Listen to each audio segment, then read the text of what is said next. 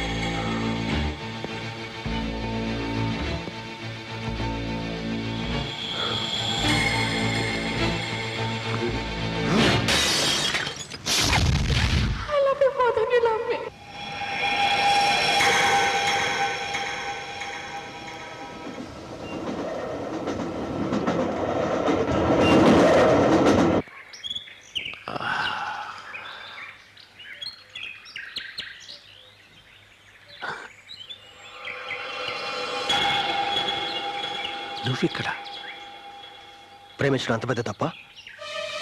అంటే నువ్వు నా బిడ్డను? అవును, మీ అమ్మాయిని ప్రేమించాను. ఏమంటున్నావురా పద్మాష్?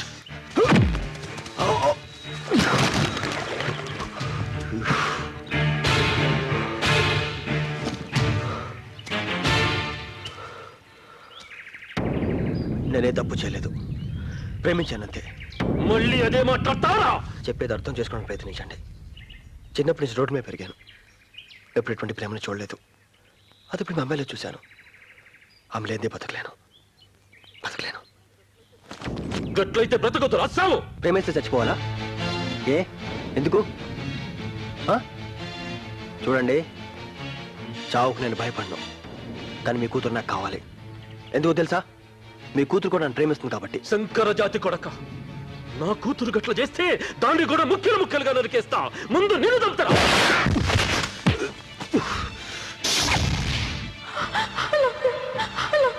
ప్రేమించిన వాళ్ళందరినీ చంపేస్తావా? ప్రేమిస్తానికి కులం కావాలా?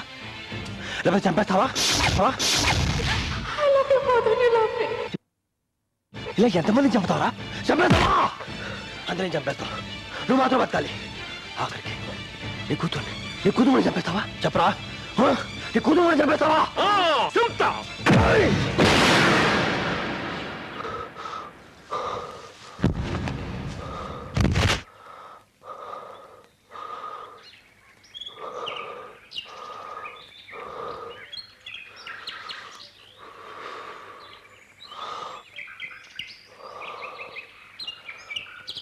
ఇప్పుడు చంపు, ఇప్పుడు వెళ్ళి చంపందరినీ.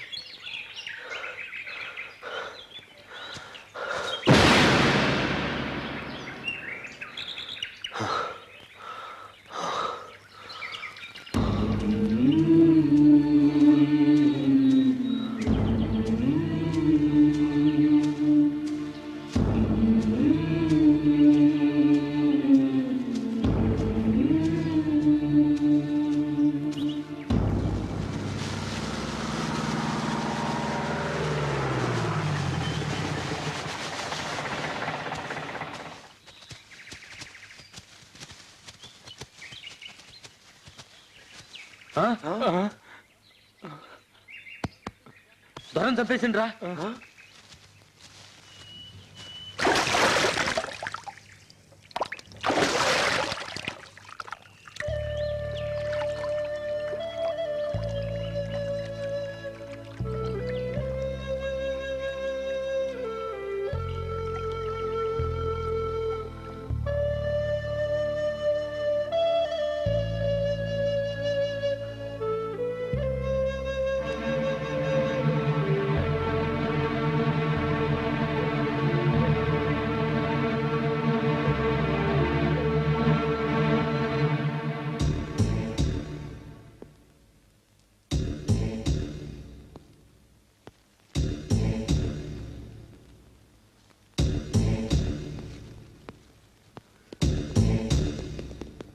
రవి ఎక్కడికి వెళ్ళిపోయావు?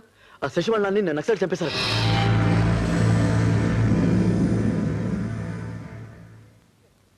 నక్సలెట్లా? ఏ ఎందుకు? తెలీదురా. ఈ పరిస్థితుల్లో మనం ఆ ఊరెళ్ళి ఆ అమ్మాయికి ధైర్యం చెప్తే బాగుంటుంది. వాళ్ళ ఫ్యామిలీ గురించి నాకు తెలియదు. ఇప్పుడు అమ్మాయిని ఇబ్బంది పెట్టద్దు. అది కాదు, ఒకసారి వెళ్తే ఏయ్. బాగుంటుంది. వద్దని చెప్పానా? వదిలే.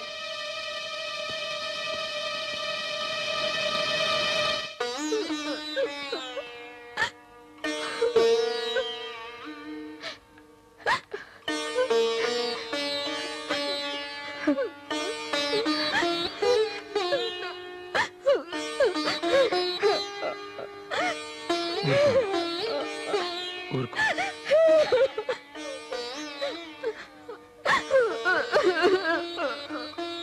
ఊరుకో అమ్మా, ఊరుకో.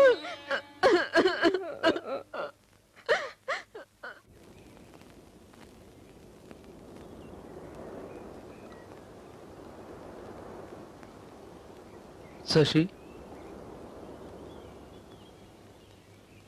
రవి నన్ను కలిశాడు.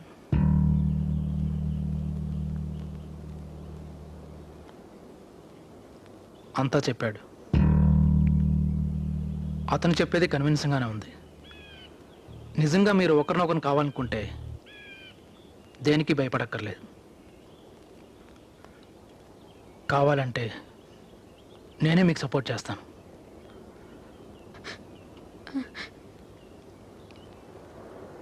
అయితే అది నిజమా?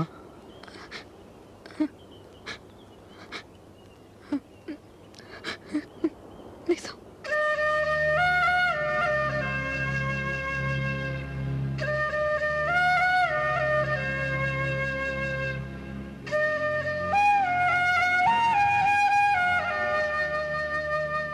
ఇందులో తప్పే ఉంది మావయ్య. లక్ష్మికి ఇష్టం లేని పెళ్లి చేయాలని చూశారు. ఏమైంది? అవన్నీ ఇప్పుడు ఎందుకురా? నువ్వు ఊరుకోనా? మీరు శశిని నాకు ఇచ్చి పెళ్లి చేయాలని చూసినా నేను చేసుకోను. నాతో పెళ్లి ఇష్టం లేక తనని చేసుకుంటే చెప్పండి, ఆ తర్వాత బాధపడ్డ ప్రయోజనం ఉండదు. అందుకే ఇంటికి పెద్దగా నిర్ణయం తీసుకోవాల్సింది నువ్వే.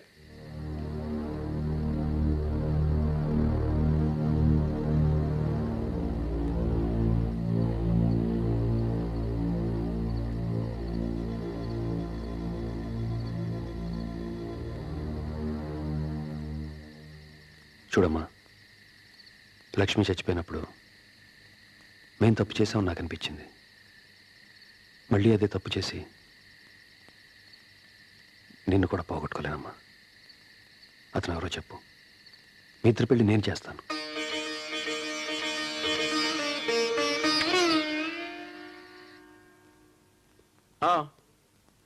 శశి ఊరుండి వచ్చిందా? అచ్చా, మా అందరినీ ఓకే ఓకే. రవి, రవి, శశి ఊరుండి వచ్చినట్రా. మనందరం రమ్మన్నారు, ఏదో మాట్లాడాలి. అంకుల్, ఇలా తినగా కూర్చోకు, పద వెళ్దాం. ఎప్పుడు చూసినా ఒక దగ్గర సెటిల్ అయిపోతుంటాం.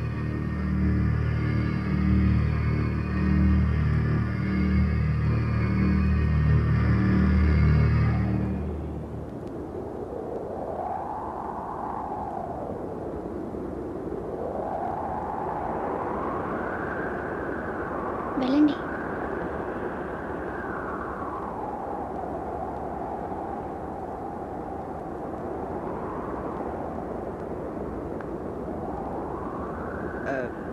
బాధపడకుండా ఉండమని చెప్పడం చాలా ఈజీ, కానీ అలా ఉండటం చాలా కష్టం. ఏం మాట్లాడు? జరిగిన దానికి మనం ఎవరం ఏం చేయలేం. మేమందరం ఉన్నాం, ధైర్యంగా ఉండు. ఇంతకన్నా ఇంకా ఎలా ఓదార్చాలో నాకు తెలియడం లేదు. రవి,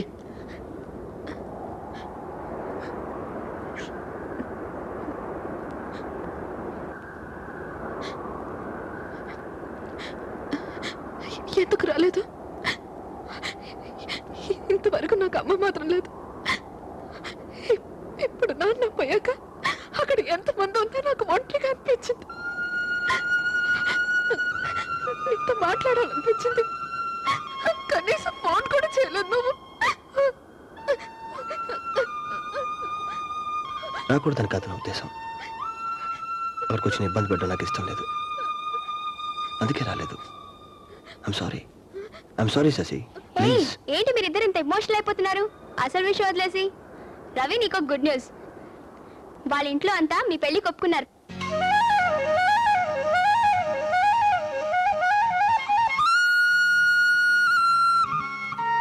అవునా? నిజమా?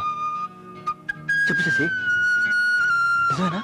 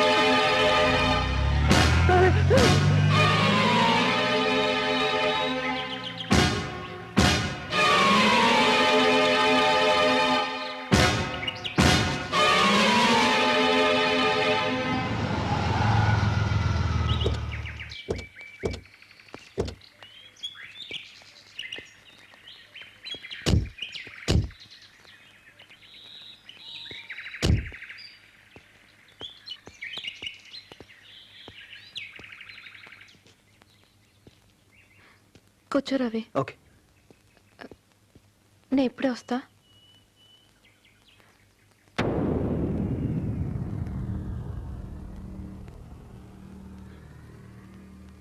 చిన్నానా, అబ్బాయిని తీసుకొచ్చావమ్మా? చిన్నానా ఎక్కడ? లోపల ఉన్నారు.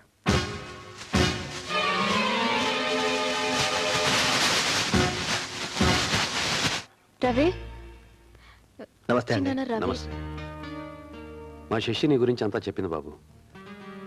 శశి అంటే మా అందరికి ప్రాణం.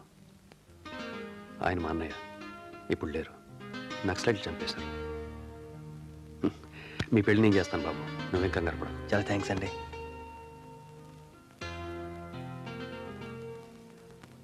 ఏంటి అలా నిలబడి చూస్తున్నారు? శశికి కాబోయే భర్త, ఇంటికి అల్లుడు. వెళ్ళి కాఫీ అది రెడీ చేయండి. నువ్వు స్నానం చేసి రెస్ట్ తీసుకో బాబు, మిగతా విషయాల తర్వాత మాట్లాడదాం. అరే రంగా, గది రెడీ చేసావా? మా చిన్నాన్న చాలా మంచివారు. మనకు పెళ్లి జరుగుతుందంటే దానికి కారణం ఆయనే. ఏ నాకు పరిచయం చేయవా? పేరేంటి? మరి ఇంటికి తీసుకురావచ్చా? నువ్వు లోపలికి వెళ్ళు.